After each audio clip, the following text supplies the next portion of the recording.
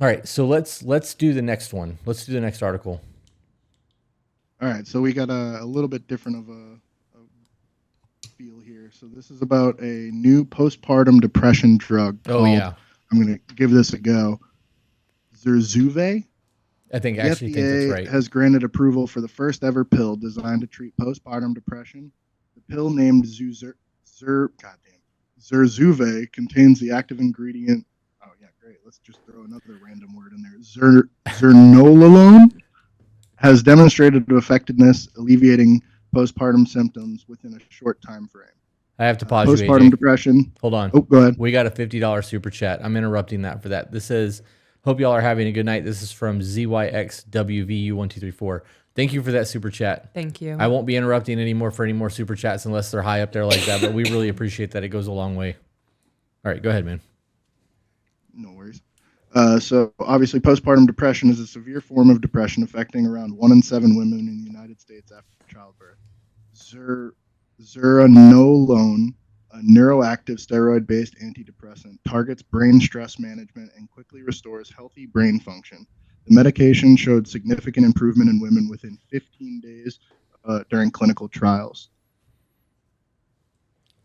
So there's a couple different things that I had questions when I read this article. If we have the ability to quickly restore healthy brain function, this is the first I've heard of it being used in any fashion uh, to just randomly do that. So that's seems like a big jump from any of the normal antidepressants that like I've ever been prescribed or anybody that I know has ever taken. Did you say that it's regrowing? It's regrowing brain function. How did you word that? It says that it is a neuroactive steroid based antidepressant. It targets brain stress management and quickly restores healthy brain function. Right. None of the articles that I found gave a very in depth way of like the way it's delivered and how it actually does those things. But it says it's the first ever oral pill that treats postpartum depression. Most common application is a once daily oral pill that's taken for just 2 weeks and works much faster than other antidepressants. This treatment is also less invasive than Zerlesso, an extremely expensive 60-hour IV drip that was approved in 2019. First I've ever heard of that as well. Health experts and advocacy Hold on groups. before I forget this. There has been studies done that say that lion's mane mushroom actually has similar effects on the brain, and when they pair that with psilocybin, lion's mane, and I almost said Narcan, niacin, the way that it stimulates blood flow, it actually helps those neurons fire and reconnect if they've been damaged. Mm-hmm. So we know that there are medicines out there that are holistic that can actually do this. The issue that I have in this entire thing is we did a little bit of research, and the study that was done only had 340 something people in it. 347 participants. Right. And I was going to say, I think the one that I found only had probably in the low hundreds, which for an FDA approved medication doesn't seem like it's quite enough to give good results and be confident in your outcomes.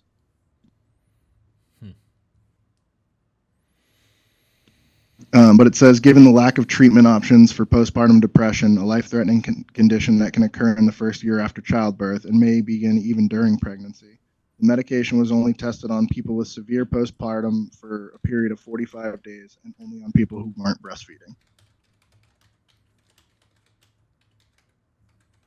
You want to talk about that, babe? Because I know you did some research. I know you and Jenny did. So they only monitored them for 45 days? In all the articles that I found, I found that the clinical trials were only monitored for 45 days. Postpartum depression can last for up to a year. Right. Yeah, after birth. Yeah, they say that it takes up to a year for those hormones to balance out. Yeah, so. But the question I have in this is if it's affecting your brain and the way that your brain handles stress, it's not fixing the hormone imbalance, which is what the fucking problem's causing. Right. Michelle and I were having this conversation when we were going over the articles earlier because she had a pretty bad stint with postpartum on our second kid. And when we got her hormones and she kind of started getting seen by the doctor again, it was a hormonal issue. So if this is an antidepressant that targets the brain, is it affecting something that is altering your hormones because it's triggering the brain, or how are those two connected? I haven't found any kind of article or anything on that. My guess would be that it's changing the way that the receptors in the brain recognize those hormones. What are the long-term effects of it? That makes me uncomfortable. Right, we don't know. If they studied it for 45 days. That 45 days is more than they studied the jab.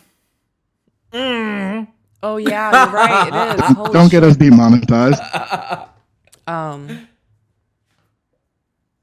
45 days, Jenny said.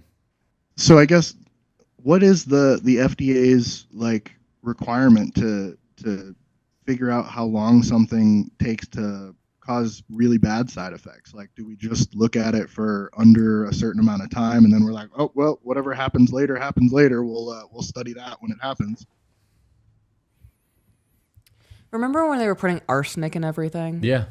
Ooh, look at fun glowing stuff. Lick the paintbrushes. You're fine. Yeah. Put it in toothpaste. It took them 50 years to realize the arsenic that they were putting in chickens was making its way into our food, like into our systems. 50 years is what Ken said.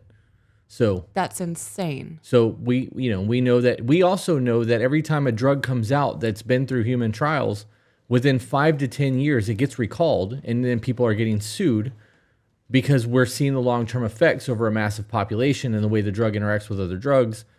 There was a lot of people during the pandemic that were saying that they would not ever give their family anything that has not been on the market for 5 to 10 years because it takes that long to really know Side effects. the side effects and the way it's going to affect other things in the body. Like if Long you, term. right, if you're on something, if you're taking, gabapentin and they give you this drug, do we know how the gabapentin and that drug is going to interact with your body? And if you're taking trazodone on top of that, how's that going to interact with those three things? You know what I mean? Like they don't fucking know. They're not doing studies deep enough for that. The worst part was right as I was getting medically retired from the Army, they were also giving me my reprimand for not taking it and starting my process on kicking me out because I wouldn't take the jab. But I know tons of people that I was in the same unit with that were just like, well, what else am I going to do? Not have a job, get kicked out of the Army? Like they had kids and a wife. Wild. Well, what are your thoughts on this, babe? You got anything else on this one? Because this is a more of a woman's thing than a men's thing. I would never take this. I wouldn't either. Would never take this. I wouldn't even condone it. consider it. Makes me very uncomfortable. Is this something that is taken before childbirth? Jenny said It just that says to treat once daily. Yeah, Jenny said that they were saying that it creates late-term pregnancies can have issues with fetal growth while on the drug. So that indicates that maybe they are prescribing it to people while they're pregnant still, which doesn't make sense because they call it postpartum depression. Right. Why would you be giving that drug to a woman while she's still pregnant? But that was in the chat. Jenny found that and put it in Discord. That makes me uncomfortable. A lot of this makes me uncomfortable. So knowing that it could affect fetal development during pregnancy, what is it doing in the breast milk and how is that affecting development in the child? Oh, that's a good question too. So it was only tested on people who weren't breastfeeding for the moment. So I would assume that they know that It could cause problems. some level Yeah. it's going to cause or potentially could have problems. So they did not test it on people who were breastfeeding. It said. She said it can be administered at the end of the pregnancy.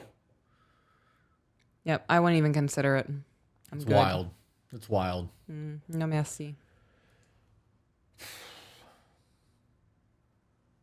You know that when people call the tattoo shop and are like, I had my baby, I want to set my appointment up because they'll try to get tattooed while they're pregnant. And we're like, we won't do that. And they're like, why? My doctor said I could do it. I'm like, that's cool that your doctor doesn't give a shit about your baby's health. But if you get an infection, the nutrients that you need to heal the infection are nutrients that your baby needs to be healthy. Right. Right? So like, we're not willing to do that to you.